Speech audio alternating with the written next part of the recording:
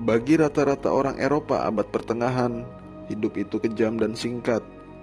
Sepanjang abad pertengahan berlangsung, terjadi berbagai masalah di Eropa, mulai dari peperangan, kelaparan, hingga pandemi yang menyerang masyarakat Eropa. Sekitar 90% masyarakatnya berprofesi sebagai petani pedesaan.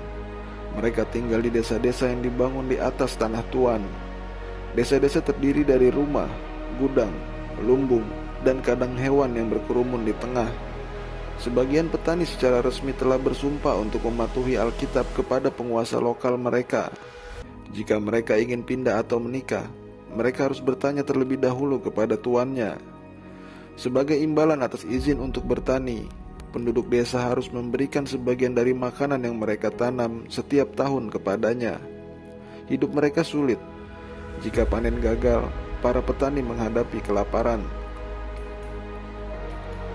Kota dan desa pada periode abad pertengahan tidak higienis karena kurangnya sanitasi. Hewan berkeliaran di jalan dan kotoran manusia serta limbah daging biasanya dibuang ke jalan. Penyakit merajalela dengan kondisi tidak sehat yang menyebabkan terjangkitnya wabah mematikan seperti Black Death. Dikatakan bahwa petani hanya mandi 2 kali selama hidup mereka, yaitu ketika mereka lahir dan untuk kedua kalinya setelah mereka meninggal. Kehidupan sehari-hari abad pertengahan berputar di sekitar kalender agraria yang berpusat pada matahari. Artinya, di musim panas, hari kerja akan dimulai paling cepat jam 3 pagi dan selesai saat senja. Petani menghabiskan sebagian besar waktunya untuk bertahan hidup dengan bertani di sebidang tanah yang diberikan kepada keluarga mereka. Tanaman khas termasuk gandum, kacang polong, dan jelai yang dipanen dengan sabit atau penuai. Para petani juga bekerja secara kooperatif dengan keluarga lain dalam tugas-tugas seperti membajak dan memotong jerami. Mereka juga melakukan pemeliharaan umum seperti pembangunan jalan, pembersihan hutan, dan pekerjaan lain yang ditentukan tuan, seperti pagar, pengirik, pengikat, dan jerami. Petani juga diminta untuk bekerja secara gratis di tanah gereja. Namun tidak ada yang berani melanggar aturan karena secara luas diajarkan bahwa Tuhan akan melihat kurangnya pengabdian dan menghukum mereka. Petani harus membayar untuk menyewa tanah dari tuan mereka serta pajak ke gereja yang disebut persepuluhan, berupa 10% dari nilai produksi petani pada tahun itu. Persepuluhan dapat dibayarkan dalam bentuk tunai atau barang, seperti benih atau peralatan. Setelah Anda membayar pajak, Anda dapat menyimpan sisanya.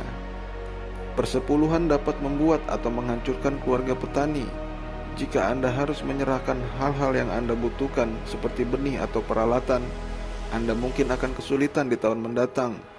Tidak mengherankan, persepuluhan sangat tidak populer, terutama ketika gereja menerima begitu banyak hasil sehingga mereka harus membangun lumbung yang dibangun khusus yang disebut lumbung persepuluhan. Petani umumnya tinggal di rumah-rumah kecil yang biasanya hanya terdiri dari satu ruangan. Gubuk dibuat dari pial dan memulas dengan atap jerami. Tidak ada jendela dan sedikit ventilasi.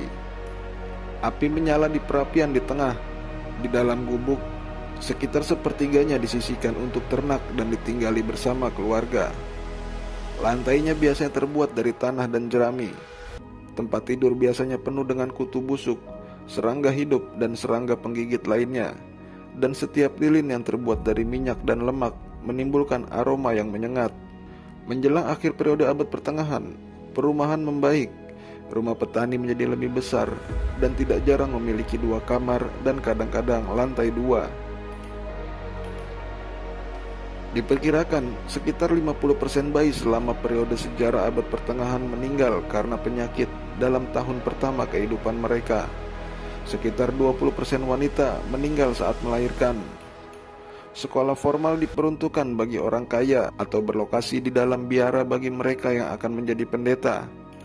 Alih-alih sekolah formal, anak-anak belajar bertani, bercocok tanam, dan memelihara ternak, atau magang di pengrajin lokal seperti pandai besi atau penjahit.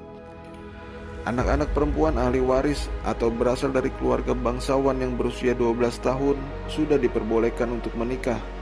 Sedangkan anak laki-laki keturunan bangsawan akan mempelajari keterampilan senjata Wanita pada abad pertengahan diharuskan bekerja sebagai bawahan pria tertentu, baik ayah, suami, atau kerabat lainnya.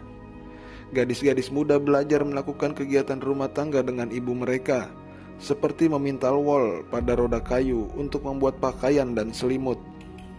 Meskipun beberapa wanita di pemukiman yang lebih besar seperti kota dapat bekerja sebagai pemilik toko, pemilik pub, atau penjual pakaian, namun pada dasarnya wanita diharapkan untuk tinggal di rumah, membersihkan dan menjaga keluarga.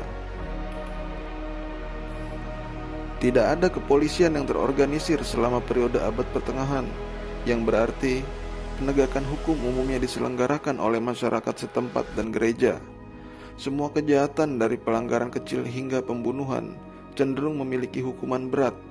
Keadilan bersifat acak dan brutal untuk menimbulkan ketakutan dan bertindak sebagai pencegah.